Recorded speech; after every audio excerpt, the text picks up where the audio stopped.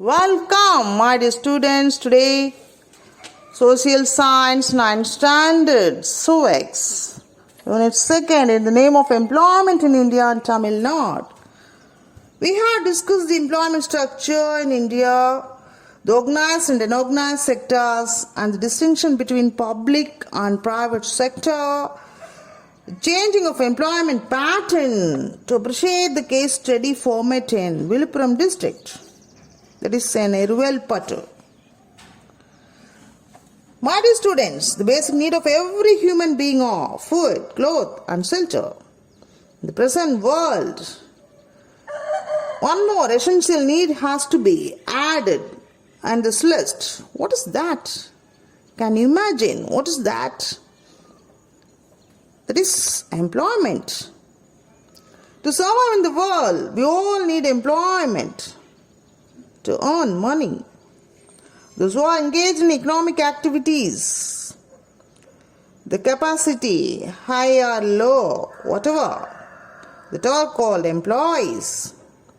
People who employ these workers and pay rewards for their work are called employees. Labor force of the country, that is, labor force of the economy, is the number of people who work and also capable of working in the country. We take the age group of 15 to 16 years for the computation of workforce.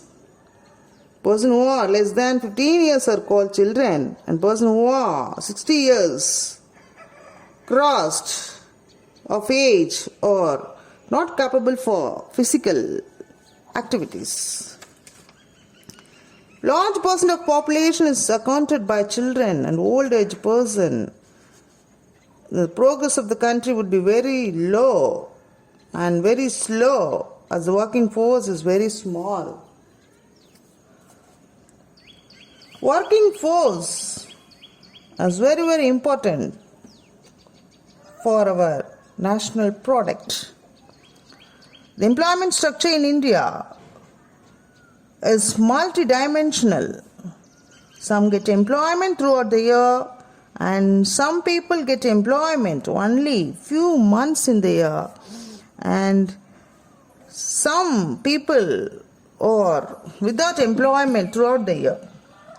The economy is classified into three sectors, that is primary, secondary and tertiary sectors.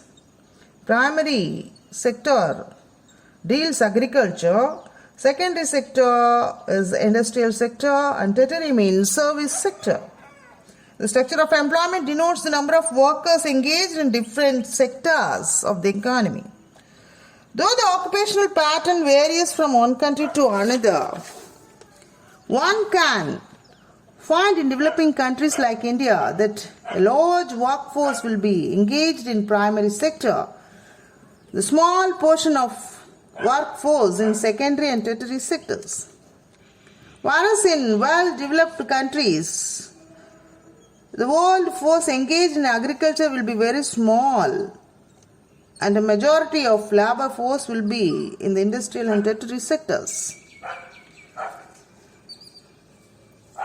Employment growth has increased at an average rate of 2% during the past 4 decades in 1972 to 1973.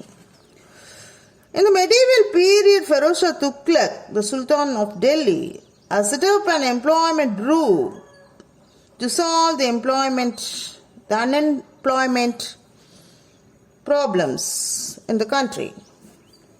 We had to follow the rule, we had to follow the style. Now, types of employment, organized and unorganized sectors. There are two types, that is organized and unorganized sector. Organized sector means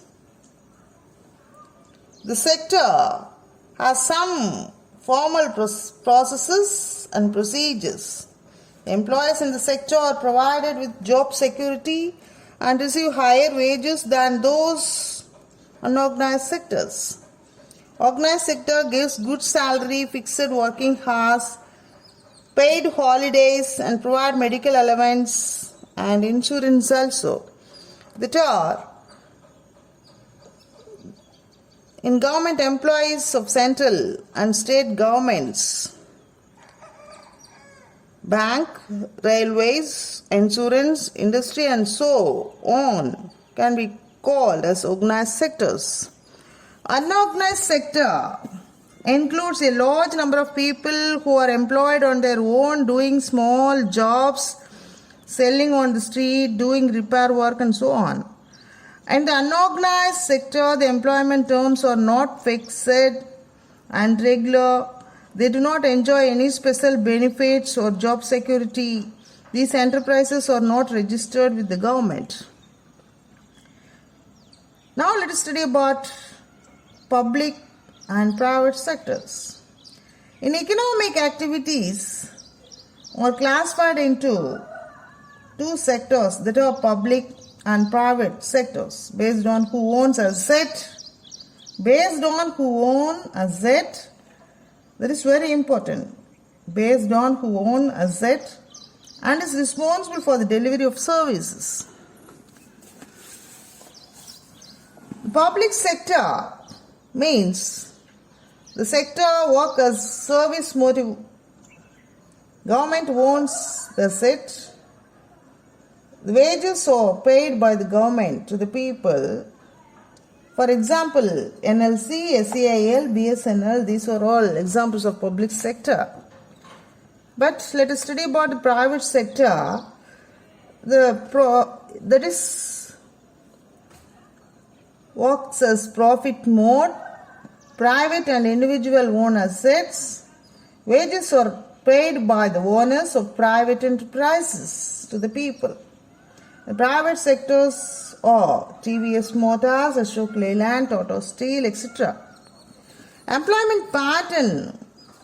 There has been change in employment pattern, and this has helped the employers to develop more flexible working patterns among their employees.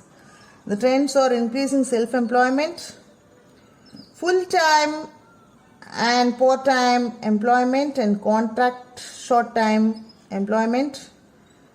And there has been a growth in part-time employment. This may be the due lifestyle of the people. Agriculture trends in Tamilnad. The employment trends in Tamilnad. Agriculture, despite a sharp decline in gross domestic product, continues to be the largest employers in Tamilnad. This is because the non-agriculture sectors are yet to generate employment. In fact, shift of labor force. Most of the employment growth in Tamil Nadu has been contributed by the unorganized and informal sectors. Now let us study the case study in Irvelpattu.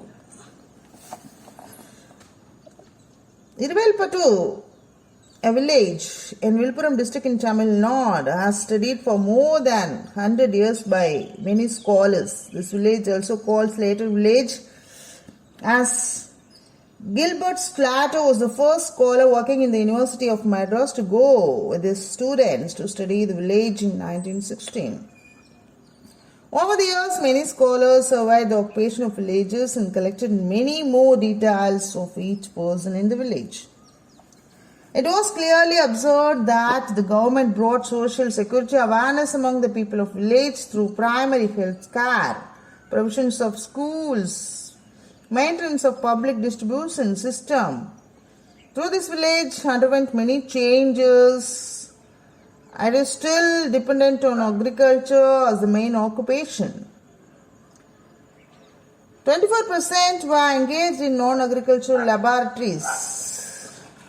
And 2008, the number of families engaged in agriculture increased to 41%. During 1981, out of 100 families, 24% were engaged in non-agricultural labors. In 2008, the number of families engaged in such employment increased to 41%. During 1981 to 2008, the proportion of families engaged in agriculture has declined from 34%